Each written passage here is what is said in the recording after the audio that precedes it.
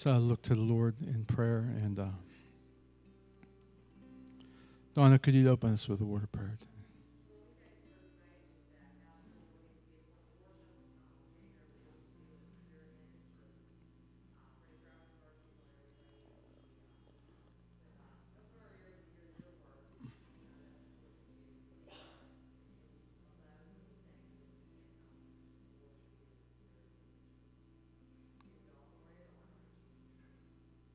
Amen. Praise the Lord. I'm just singing this song in the CD here. I am not ashamed of the name above all names, for it has the power to heal and to save, strength for the weary and peace for the troubled soul. Peace for the troubled soul. I am not ashamed. I am not ashamed of the name above all names, for it has the power to heal and to save, strength for the weary and peace for the troubled soul. Peace for the troubled soul. It's the name of Jesus. It's the name of Jesus.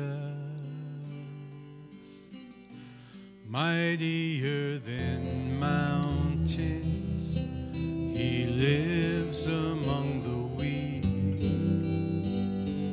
Ruler eternal and lover to me.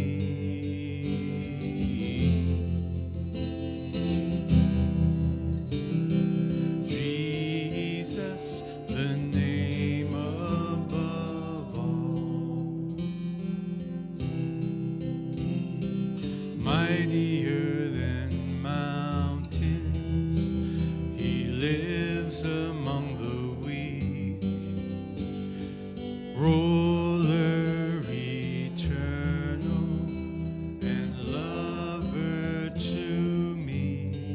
He's mightier than mountains.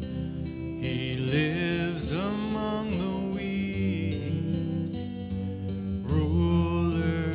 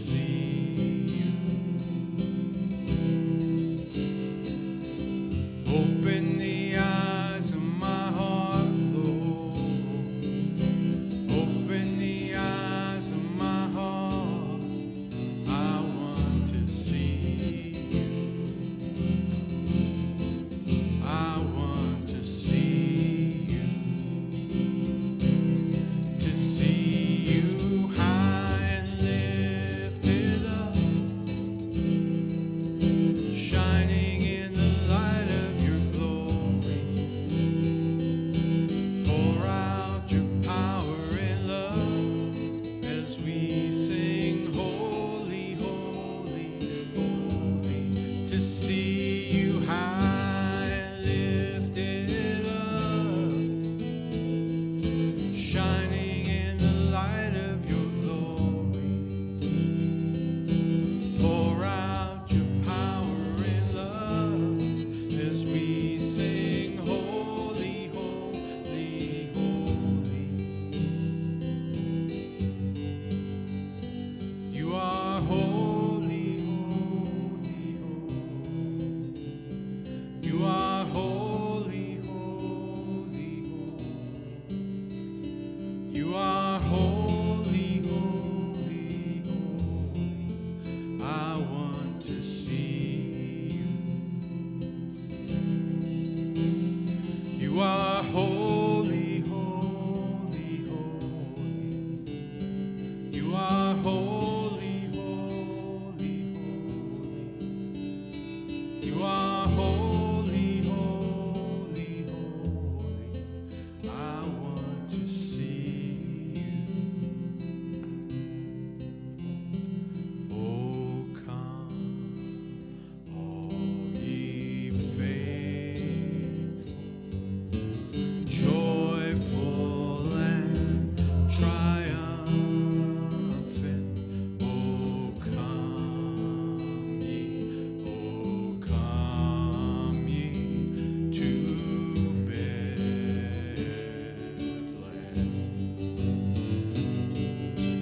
Come and behold him, born the King of angels. Oh, come, let us adore him. Oh, come, let us adore him. Come, let us adore him. Christ the Lord. Yea, Lord, we greet thee, born this happy morning. Jesus, to thee be all glory given.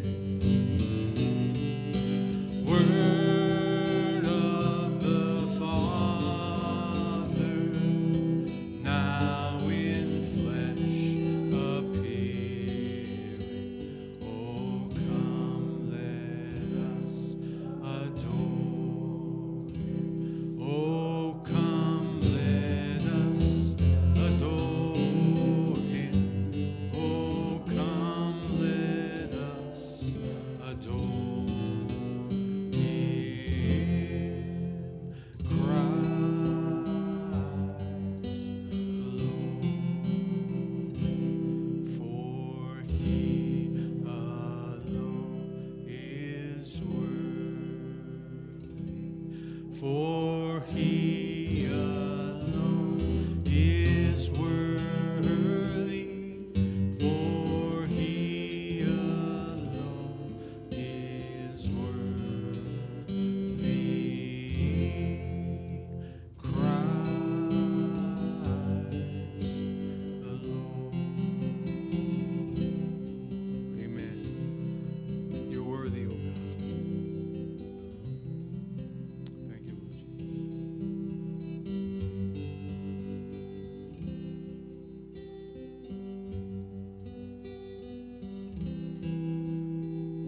Silent night, holy night, all is calm, all is bright, round yon virgin mother and child. Oh,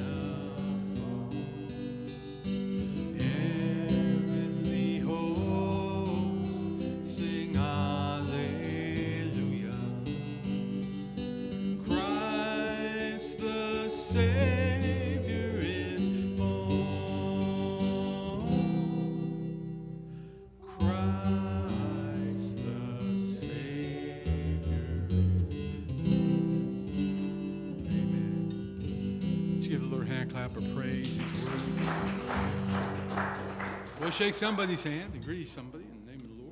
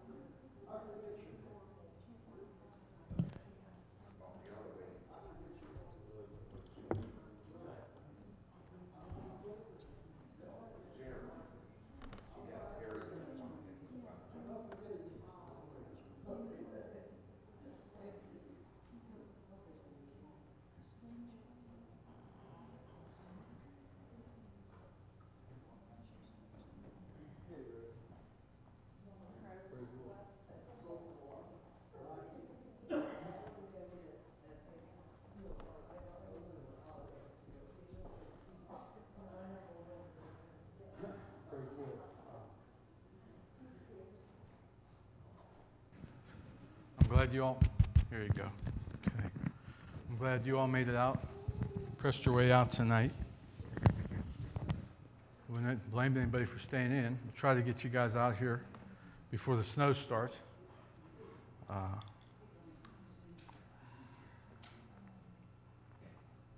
So anyway, let's be praying one for another. A lot of folks need a prayer. If anybody out there is watching, YouTube or Facebook, hello.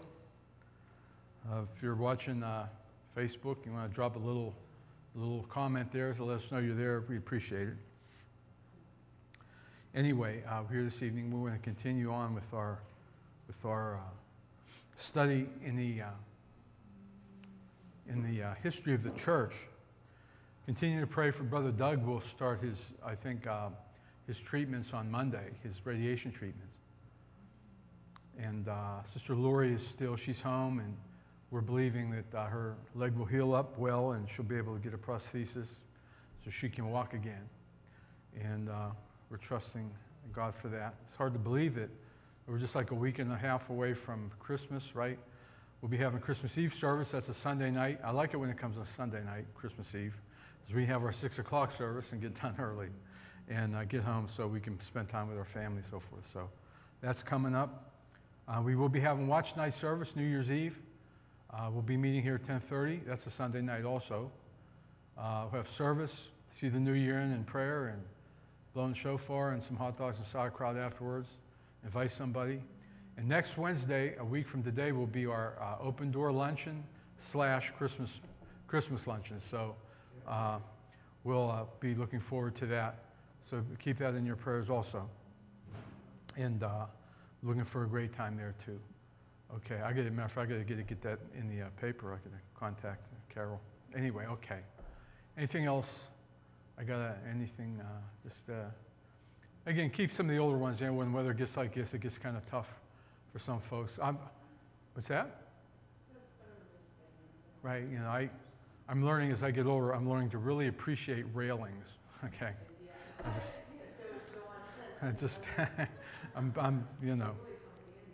Anyway. Okay.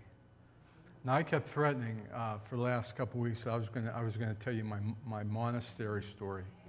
I don't know if I should wait till everybody's here or not, but I'll tell it anyway. Maybe I'll tell it again if But there was a guy who he was tired of life and he wanted to get away from things, So he thought he'd join a monastery because you know how they are in monasteries. So he joins this monastery, and it was a really strict monastery. And the people that went to this monastery, they weren't allowed to talk. They can only say, every 10 years they could say 2 words. That was like the rule, And the only one who could talk was like the head guy. He could talk anytime he wanted to. So 10 years pass, and the head guy goes up to this fellow and he says, well, what's your 2 words? You can say 2 words. It's been 10 years. He says, food bad. So another 10 years passes, and the guy goes back to work, and after 10 years, the guy that leads the monastery says, okay, you got your 2 words, your 10 years are in. What's your 2 words? He said, dead hard, like that. So the guy says, okay. So another 10 years pass, and he finally goes up, the guy goes up to him, the head monastery guy goes up to him and says, well, what's your 2 words? He says, I quit. And the guy who runs the monastery says, well, I'm not surprised. I've been doing this complaining for the last 30 years. So, okay. Okay. Maybe I won't tell my monastery story. All right. Anyway. Okay. The history, we'll continue our study in the history of the church. We can make it, kind of like cut that one out. Okay. We've been following this along. We're at a time now, in a time frame, where we were talking about the wickedness of the leadership of the church and how it's a miracle that God has always had a remnant. He's always had a remnant to keep the faith alive and so forth. But the leadership, the higher leadership of the church was completely out of control. And we were talking a little bit about that last week. Tonight, everything falls apart, but everything comes together. And we're going to be focusing on what would be considered the end of the Middle Ages, the end of medieval times. And how many people know what came after the Middle Ages? After that time, sometimes they call it the Dark Ages. We're going to be hearing a little bit tonight and a lot next week about what's called the Renaissance, the rebirth, as it were. But we're going to see the beginnings of that, and we're going to see the way things were at the turn of the millennium and in the early part of the millennium. At the end of the Middle Ages, there was plague, and we'll talk about that, the Black Plague. There was war going on in Europe, political upheaval, a growing tension between church and state. You know, for a few hundred years, the church the Pope enjoyed this power that he claimed he had, that he would actually make emperors. Well, that was starting to change. What was the church's response to all these things going on? Well, they started the Inquisition. And the Inquisition, of course, was their way of rooting out heresy. Indulgences, we've been talking about that, and that's going to play a big part in the future. And division in the church, okay? So this is what was going on when the church should have been there to bring healing and health and ministry to the people. A lot of the common clergy, the monks and the priests, they were working with the folks. They were doing the things that God said they were supposed to do. Last week we talked about some of the bright spots, some of the good, the bad, and the ugly, you know. But the leadership, basically the leadership of the church, the vicar of Christ, the one who was supposed to represent Jesus, he was busy living in a palace, okay? Rooting out heresy, the Inquisitions. How many people you've heard of the Inquisition? There was the Spanish Inquisition, the Italian Inquisition, and they went, actually the Inquisition, what it was, they were tribunals that were formed in the 12th century to find heretics and those who would go against canon law. And they were mostly Dominican monks. And you know, when we think of the Inquisitions, we think of people being tortured and all this other stuff. And that went on, but that really wasn't the majority of what happened in the Inquisition. What they did was they would impose, if they caught somebody who was preaching heresy, or who wasn't doing the things they should have been doing according to the church, they would make him do penance. They would make him go on a pilgrimage, or sometimes they would make him wear, you ever read that book about the Scarlet Letter? They would make them wear stuff on their clothes that would identify them as bad, okay? So they would do stuff like that. Eventually, it got to the place where they tortured people and put people to death. And a lot of people have inflated ideas. I've heard people say, well, you know, the Inquisition killed millions of people. Probably not. It was probably more like maybe, it's really hard to tell, but the estimates are between a couple 100,000 over the period of several hundred years. But the thing is, they killed people. They also terrorized people because that was a way of controlling the populace. It was used during the Protestant Reformation, and actually, when we go into the Reformation next week, the Protestant actually started doing the same thing some of the Catholic popes were doing, as far as inquisitory type things. But we'll read about it back then. I mean, people, never learn. They extended well into the 18th century. Okay, now we're going to talk about some things that were happening in the papacy. And to do so, we're going to talk about a couple guys, a couple popes. Pope Celestine V. Now this guy was one who would have been a really good pope because he was like a common guy. He was no nonsense. He was a pope from July to December 1294. He wasn't there very long, okay? Because when he rode in, whenever a new pope was elected or whatever, and they rode into Rome, they would ride on a big white horse and they would come in with all the pomp and circumstance. This guy rode in on a donkey, right? I mean, he was really like a down-to-earth, down-to-earth guy, right? They made him pope. Probably would have made a good one, but the thing is, he just couldn't put up with the politics, and he couldn't put up with all this stuff that went on. So he left after 5 months. He didn't last. He was replaced by this guy named Pope Boniface. Now, what was happening, and what we're going to see with this guy was, there were clashes between the Pope and between kings and emperors. Because remember, a few hundred years before this, the Pope, they made emperors. They anointed emperors, and the civil authorities bowed down to the Pope. Well, that didn't last too long, okay? So these kings and stuff said, wait a minute, who's this Pope to tell me what to do? What kind of army does he have, okay? So when Boniface took the office of Pope in 1294, he was a ruthless politician. He declared a Jubilee year. 1300, the turn of the millennia, was a Jubilee year, probably because he wanted a lot of people to come to Rome to make money. I always like to say they hadn't invented bingo yet. Okay, they hadn't invented the Chuck-a-Luck Bull, so they had to do it other ways to raise money. And he's bad. I'm bad. Okay, when the King of France began to tax the clergy, now back then they had tax exemption too, I guess. When the King of France began to tax the clergy, Boniface issued an edict forbidding any king to exact taxes from the church. Well, that sure made that king shake in his boots, didn't it? No, what the King of France did, he says, I'll show him, we're not going to send him any more money, right? So now there you got this struggle. If you remember a couple lessons ago, there was a struggle between a pope and a king, and the king like gave in to the pope. Well, now this is the exact opposite now. Pope Boniface issued what they call a papal bull, which is like an edict, and it was called Unum Sanctum, which means one holy church. And in it he said, listen, popes have absolute right over all authority, civil and religious. The Pope is over everything. So he excommunicated the King of France, just cut him out the church. And the King of France, because that happened, what he did was he kidnapped the Pope, beat him up, and killed him. Okay, so the King of France was saying, here's what I think about your edict about the Pope being over civil rulers, right? Okay, he was replaced with a guy named Pope Benedict. He didn't last too long. He was in the office for about 4 years. Somebody ended up giving him a plate of poisoned figs, and he died in office. So it got pretty evident that being a pope in Rome was kind of like a dangerous thing to be, with all the subterfuge and all the politics and stuff that went on. So the next guy, Pope Clement V, he says, I know what I'll do. I'm moving.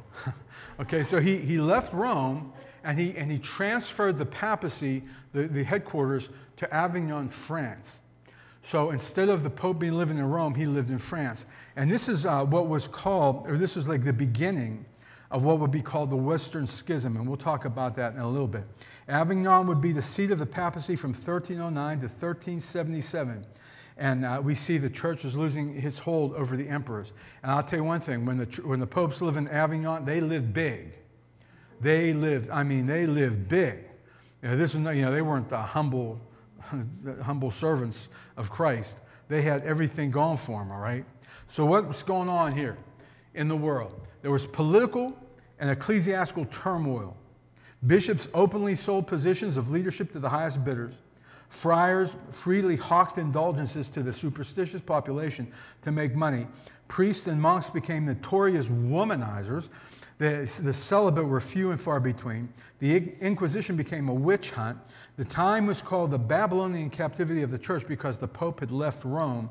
And even in the midst of all this, an English king, King Edward, decided that he was the rightful king of France, and he started a war that lasted 100 years. Actually, lasted about 117 years, but they rounded it off and called it the 100 Years' War. So we got all this stuff going on, right? And what's the church leadership doing? They're doing nothing. They're fighting with each other. In 1377, the French and the Italian cardinals got together and they said, hey, let's send the Pope back to Rome, okay? And the French guys said, well, hey, if you let us, pick a pope, you can go back to Rome. Well, that didn't work out. So what happened was they both selected one of their own to be pope. They excommunicated one another, and there became literally two popes at one time. Like Christ was, I guess, had a dual personality here. He had a pope in France, and he had a pope in Rome, and after a while, even there was like a third one. So Europe was divided. Certain of them would serve the pope that was in France. Certain of them served the pope that was in Rome. Certain of them just were, who knows? Okay, they didn't know who to serve because there were too many. And this is what happened. Was this Christ's vision for the church? This wasn't Christ's vision for the church. While all this stuff was going on, there was still a remnant of people who were believing in and following Jesus Christ. There was still a remnant of monks and friars and so forth that were carrying on the faith, that were protecting God's word as they had it. Okay? Jesus said the gates of hell won't prevail against the church. So we see this going on. War going on. Popes can't excommunicate one another. Church divided for false reasons. And there's one more thing coming in the mix. And it's something that nobody could do anything about. It was this. You want to move that, John, for me? The Black Death.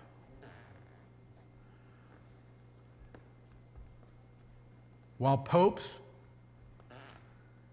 and bishops were living lives of luxury and opulence, an ominous visitor came to Europe.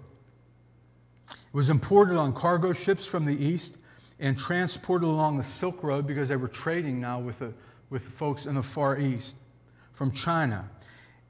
And they brought with them rats laden with disease-carrying fleas. From 1346 to 1353, the Black Death spread throughout Europe and Western Asia. What it would do is when somebody would get infected, they would start getting these black spots all over their body, and they would begin to bleed blood and pus, and it was just like a horrible way to die, and it was quick, and they would start coughing and just struggling. It was a horrible, and there was no cure for it, obviously. Death was quick and painful. It was not quick enough. It was lingering to a point. And it reduced the world population, at least the population of Europe, it reduced them by like 25%. Over 100 million people throughout the world, not just Europe, but throughout the world, died from the Black Death. Check this out. In Constantinople, the plague killed 88% of the population. In Paris, 800 people died daily. In London, corpses rotted in the streets, unburied and unblessed. I mean, this was something that just overtook the entire continent that they could do nothing about. And while this was going on, where were the popes? Where were the leaders of the church?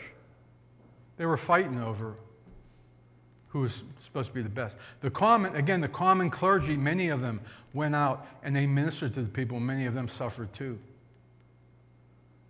But where was the church? And it's almost like when stuff goes on today, where's the church? Where are the leaders of the church? The people that call themselves leaders, especially in our nation.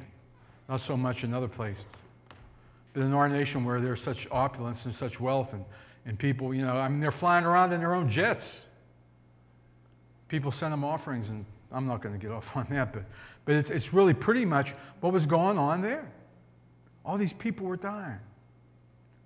Do you know, and I read this, and I believe it, I believe it's true.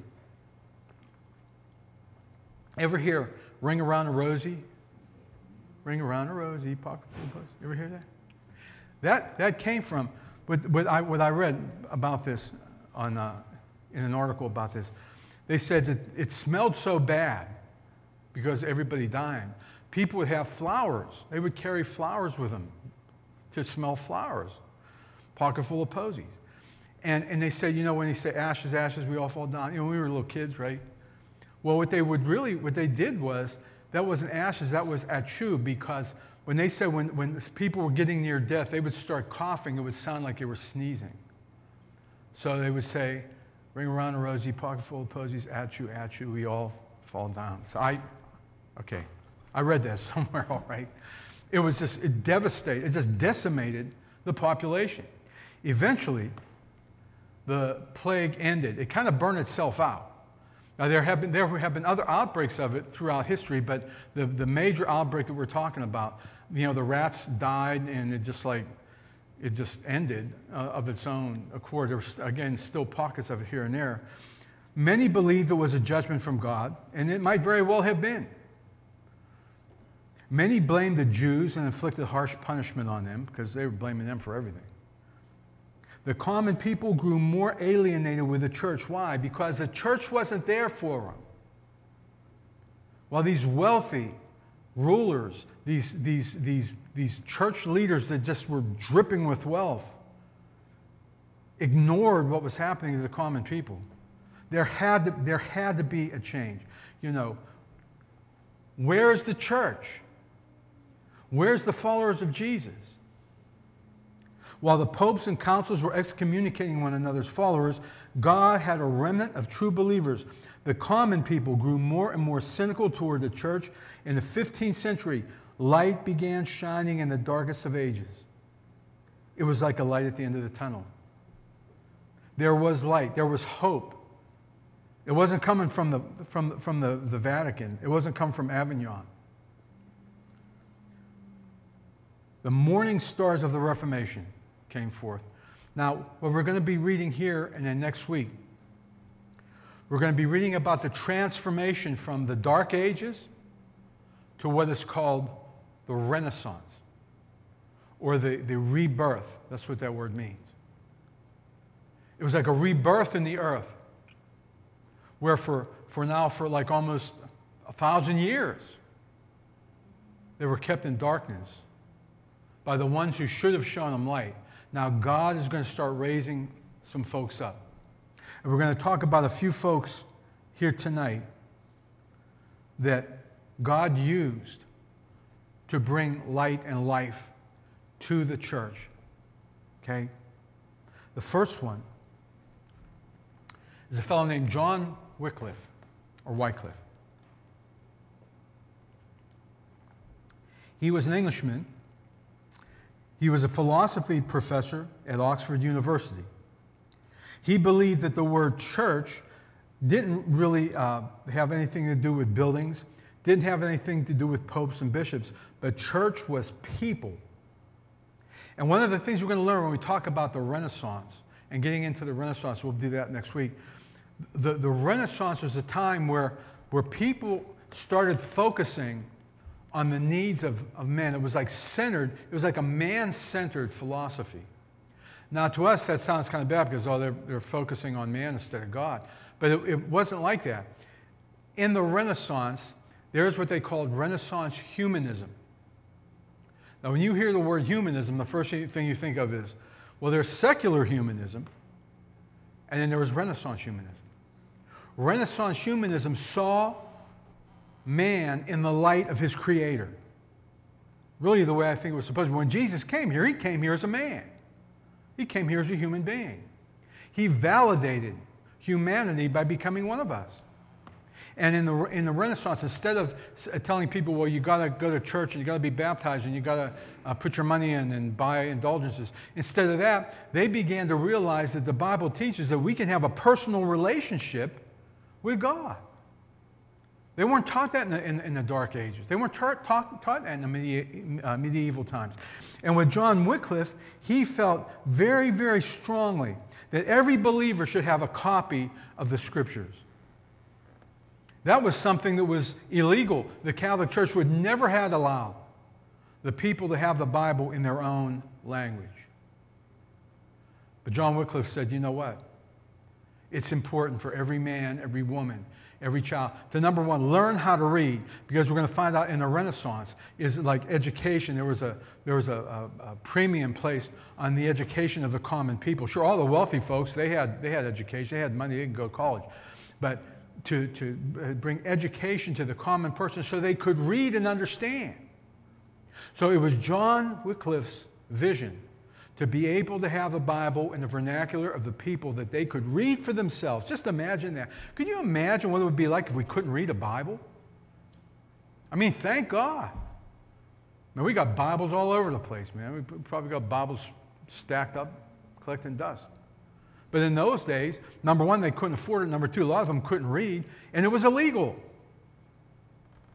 So it was Wycliffe's heart, it was his desire that everybody should be able to understand the Scriptures. He began the work of translating the Latin Vulgate into common English. Now, when John began to do his translation, he did not have at his disposal some of the ancient Greek manuscripts. They were, the church in the East had a lot of those manuscripts. And we'll find out later that they brought them west whenever they were conquered by the Muslims. So he didn't have that at his hand. So what he did was he took the Latin Vulgate, which was Jerome's translation, going all the way back to the 4th century, and he took that and translated it from the Latin to English, to the vernacular of the people. Now, the Vulgate wasn't really a great translation, but it was, at least it was something to put in the people's hands that they could read. He began the work of translation, and it was finished by his students and followers because he passed away. And I want to tell you something. It did not make him very popular with the folks in Rome. They did not care for this idea that there's this guy translating the Bible, let the common people read a Bible. What? God forbid. They'll never understand it. That's what they thought. They figured the common man didn't have the intelligence, the theological training to understand what the Word says. When the last time I looked, the Bible was written for us to read. It wasn't written to be some kind of mysterious, secret knowledge book. It was written for everybody to understand. Preach the Word. That's what Paul said. So it didn't make him very popular. They tried to get him into the Inquisition, and they tried to shut him up, but they couldn't do it. There were either like natural things that happened that they couldn't get to him, or people hid him. They gave him a place to hide, so they couldn't. Because if they would have caught him, they would have burned him at the stake. He eventually died a natural death, and God protected him. We know that theologically he rejected purgatory. He rejected the celibacy of the priesthood. He rejected indulgences. He rejected pilgrimages and praying to the saints. He rejected Lent. He rejected all those things. And believe me, it just did not win him any brownie points. So here was one of the first, really the first reformer that was in a position to make some noise. Because the ones before were like common people that would dare to speak out against things, and they would either get burnt to stake or thrown in prison. But here's a guy with some clout. He's a philosophy professor at Oxford University, and he has the bully pulpit. He has the way to do what he says he wanted to do, and he's denying all these things. He's preaching. He's a remnant. He's a light in darkness. They call him the morning star of the Reformation. And people think of Martin Luther. And indeed, Luther was the one who nailed the 95 Theses to the wall, but without a Wycliffe, there probably would not have been a Luther. They were never able to convene a trial. He escaped the Inquisition. He rejected purgatory, celibacy, all this stuff. And what happened was when he died, they buried him. But 30 years after his burial, they hated him so much, they dug his bones up and burned him. And they took the ashes and threw them in a river. You gotta love them Catholics, okay? That's what they did. They wanted to make sure everybody understood what they thought about John Wycliffe. But his work went down, and it had a ripple effect, okay? The next guy we want to talk about is a guy named John Huss. 2 blocks from here, if you just go down on Kenneth Avenue, there's a John Huss Lutheran Church, okay, named after this guy. John Huss lived between 1369 and 1415. Wycliffe's words and ideas spread quickly throughout Europe, and they spread to Bohemia, or the Czech Republic. If you know anybody that's Czechoslovakian, John Huss lived there. The church condemned his teaching. He condemned John Huss's leadership there. John embraced the ideas. He was a priest and professor at Charles University in Prague. He began to preach Wycliffe's ideas from the pulpit in 1407. It did not go over well with his leaders. In 1415, he was tried and condemned as a heretic. What they did, again, if you read about this, the people that condemned him, they made a paper hat and drew demons on it and put it on his head and burned him at the stake. I mean, this is standing up for God's word. He was standing up, part of the remnant, standing up for what he knew was true, what God's word says is true. Who shut him up? The sinners didn't shut him up. The common people didn't shut up. The church tried to shut him up. Just like with Jesus. Who crucified Christ? The common people, they loved to hear him. They never heard anybody preach with authority like Jesus. Who nailed him? Who got him to say crucify him? The scribes and Pharisees, the leaders. Because he was messing with their authority.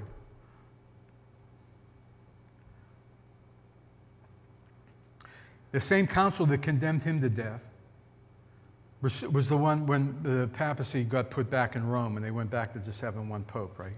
Okay. Now there was another movement. The Common Life movement. This came from the Netherlands. Notice how all these movements are starting as far from Rome as you can get. Czechoslovakia, England, and now the Netherlands. This movement was founded in the Netherlands by a guy named Gerard Groot, who was a wealthy businessman who felt called to preach, and he developed the following. He denounced corruption in the clergy and blended profound scholarship with mystical devotion to Christ. And again, when we see that word mystical in the relation to this, we're not talking about transcendental meditation. We're talking about people getting in the spirit and wanting to get close to God. What we should be doing. He says,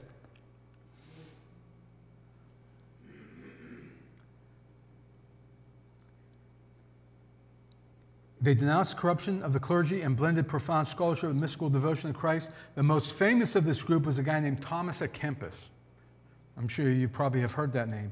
He wrote a book called Imitation of Christ, and it's still read today. It talks about a devotional life to Jesus Christ, something that the church did not promote.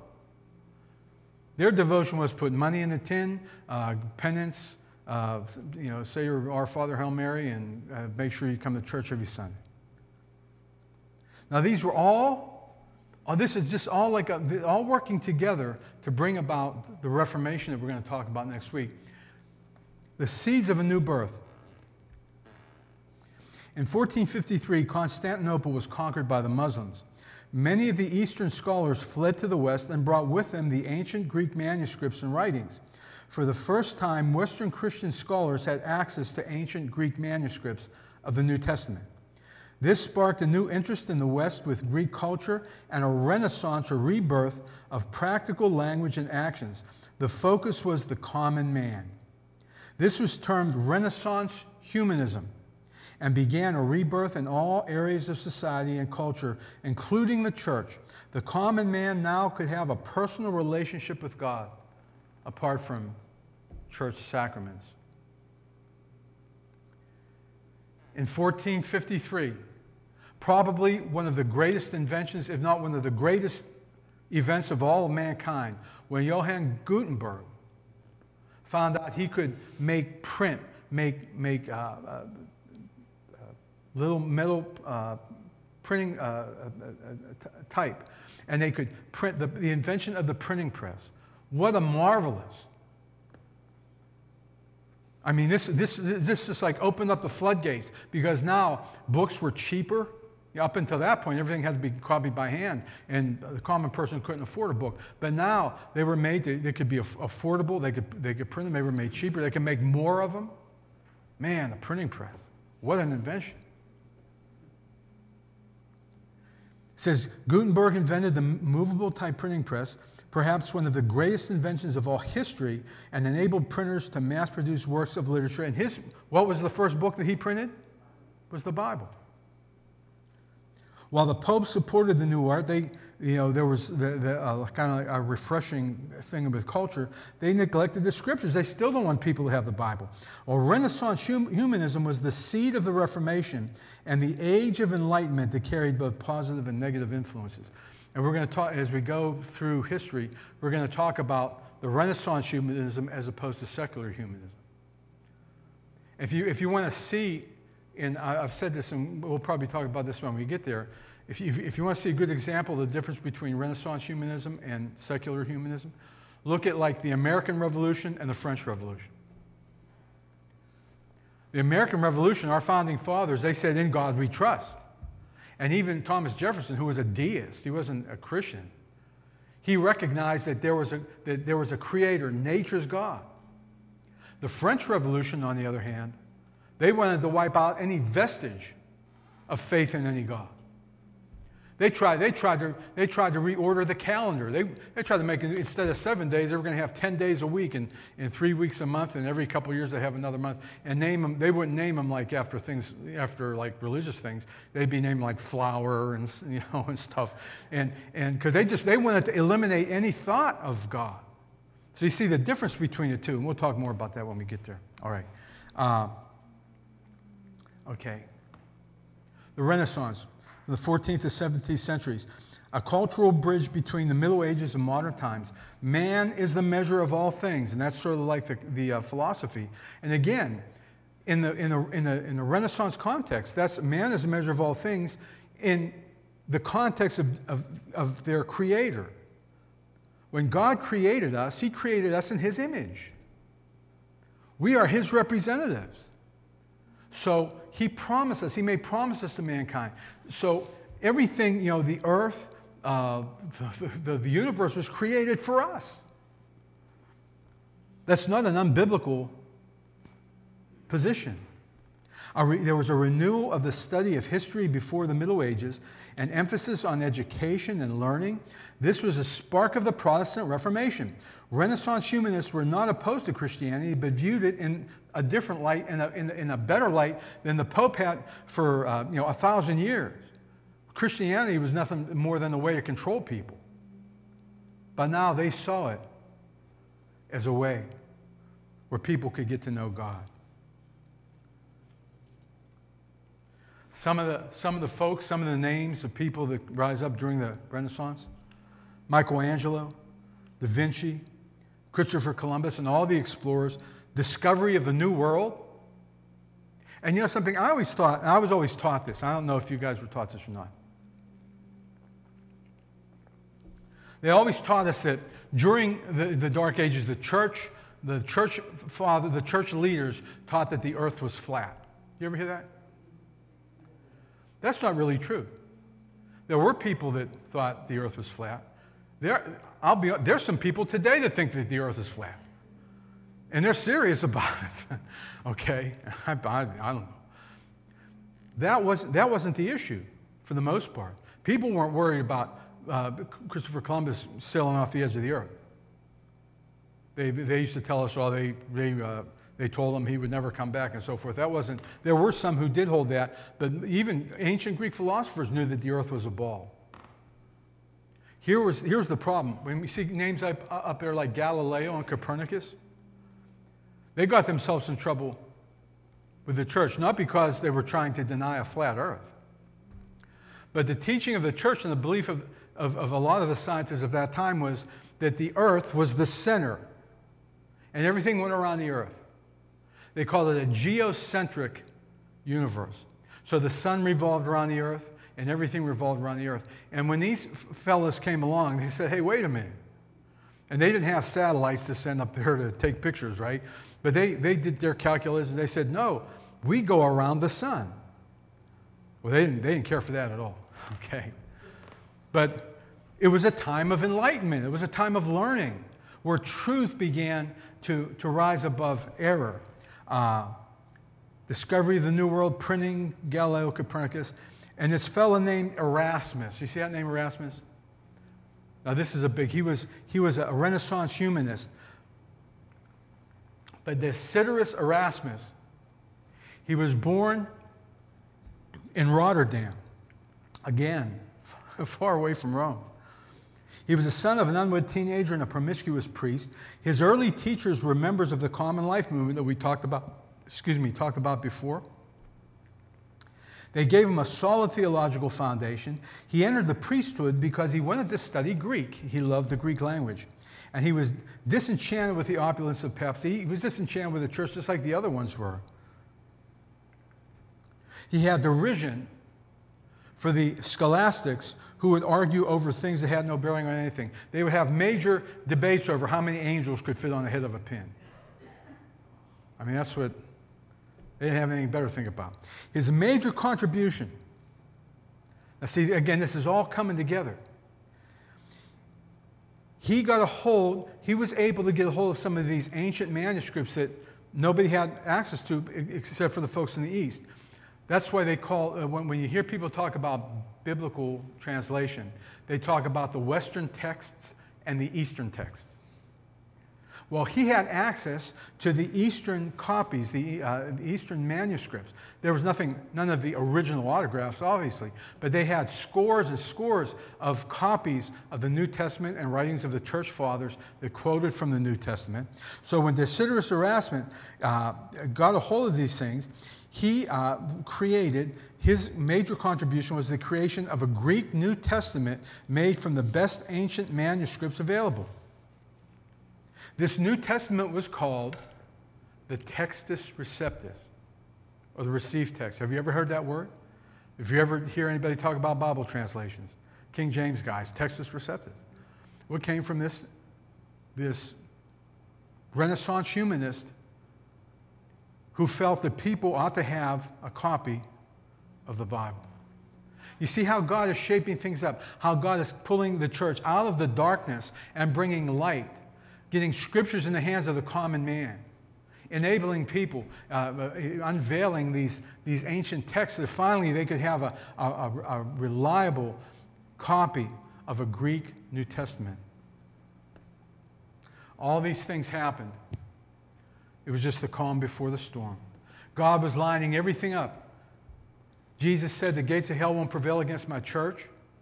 And he meant what he said. And even though it looked dark, and we read about all this nonsense that was going on with popes and bishops and all these other things, and fighting with one another and all this other stuff, God had a plan, and he had people in the right places at the right time to make sure that the gates of hell would not prevail against his church. And these guys were loading up a powder keg. See, when Martin Luther came along, we're going to read about him next week.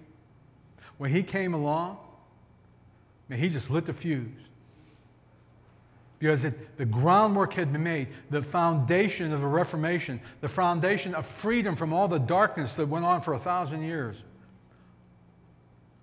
The foundation was laid by people like John Wycliffe and Thomas à Kempis and Erasmus and John Huss and others many of them probably nameless people that gave their lives for the truth. The Waldensians that we talked about a few weeks ago. People who would stand up for the truth, even if it cost them their lives.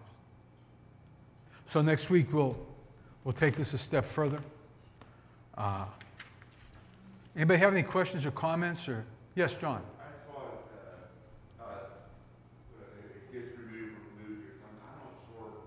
I think it was the Black Plague, where like somebody would ask a priest to work with the person that was infected. Yeah. Make it flip out. Yeah. Or I guess what say that that's rights or whatever. Yeah, it was just the time. We can't even imagine. I was also reading about some people, they would have parties. They figure, well, we're going to die. We might as well go out laughing. It was that time when it was just like there was nothing I could do. But it was, you know, and quite frankly, you know, put yourself in their place. If there was a sickness and disease going around that there was no cure for, and it was just like people were dropping and laying in the streets, it would take the grace of God to get you to want to go out. It would take the grace of God. I believe that true believers would have that ability to do that. But in the flesh, I don't like to get around people for sneezing. Okay, you know how that is, right? I mean, some of them, you know, the rich guys, they were sitting in their palaces and drinking wine and having their women and doing what they're doing. But for the common priest and who would go out, there are ones who would go out and minister.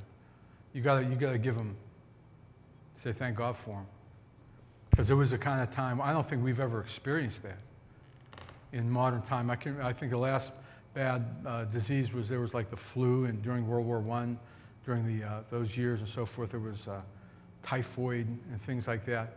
But I don't think anybody, you know, this was absolutely unmatched in history, where people were just like laying in the streets, dying. Nobody wanted to touch them, you know. But yeah, you're right, John. A lot of them would be like, yeah, you know. And if it were me, I hope I wouldn't do that. But anybody else have anything you'd like to add or subtract or? Okay. Are you getting a picture of what God has done in history, of how God has worked, and how He raised up in the middle of darkness? He raised up points of light that brought light and freedom. If it wasn't for these ones, we would not have the United States of America today. We wouldn't have the freedom and liberty today. We wouldn't have the level of education that we have. We would not have the standard of living that we have today if it were not the founders of our nation. There were some who were genuinely saved and some who were deists and so forth, but they all had these Enlightenment principles that, if you read the Declaration of Independence, life, liberty, and the pursuit of happiness, given by their Creator, the right given. See, that's the difference between our revolution and the French one. Our guys said, God gave us these are inalienable rights given by by nature's God. Yes, sir. I don't know if anybody understands the difference between civil rights and natural rights. Natural rights in the Constitution were rights given to us by God. By God. Civil rights are actually rights that are bestowed upon you by the government. By government. And can be taken away by the government. Yes. Yes. Natural rights can only be taken by God. Yes, they're only authority. Yeah. Nobody can take them away from us. That's right. When we get further on down and we'll be talking about secular Renaissance. Just Karen. Mm-hmm. Yes.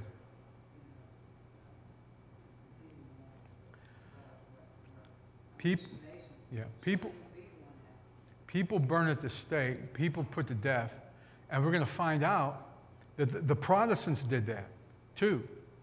We think of the Catholic Church and the Inquisition, but Protestant leaders, when we start reading about like the Anabaptists and all this stuff, they did the same thing. It's sad to say, but they did say. John Calvin, you know, he ran Geneva. He didn't put up enough, and he put people to death too. So I guess, you know, humans are humans, and darkness doesn't just, you know, happen. Yes. I wonder if, when say Russian prophet, like Moscow, not the low Russian, you know, whatever, the Soviet Union, whether they had influence from the Catholic Church, or because they had Christian church. Yes, they did. Their influence probably came more from the Eastern, the Eastern Church. But I think it was last week we were talking about there was a czar who got saved, one of the czars of Russia. So yeah, they definitely. The common name, the guy that made it communist, I can't remember. Lenin. Yeah. Yeah, well, Marx wrote that religion was the opiate of the people. So faith is definitely an enemy of socialism and communism, which is why today there's these people that they hate the church. You know, socialists and communists and stuff. They can't deal with people having a free belief in God. And because of what John said, you know, they believe in civil rights that you can give or take away. They don't believe in the divine rights. But anyway, yes? That was really, the Constitution is really a revolutionary document. Yes, it is. It's the first time ever in history that a government admitted that your rights were given to you by Yeah. God and not by some Yeah. head of some country. So. Yeah, exactly. So, okay. Anything else, anybody, before we close? Okay. Well, thank you for pressing your way out tonight. I don't know if it starts snowing yet. I don't think if it has, it's probably not too bad. So, okay. Well, let's close in prayer. And for those of you out there, God bless you all. We'll be making CDs for the ones who couldn't be here, and make sure everybody gets a copy who wants it. Okay. Let's look to the Lord. Close in prayer. Well, Albert, since you're not going to be with us for a few weeks or a month or so, why don't you close us in prayer tonight? Go ahead. Father, I come in prayer, thank you for this time that we have together. Lord, I ask you to please bless everybody as we go to our homes and help us. In Jesus' name, amen. Amen. Praise the Lord.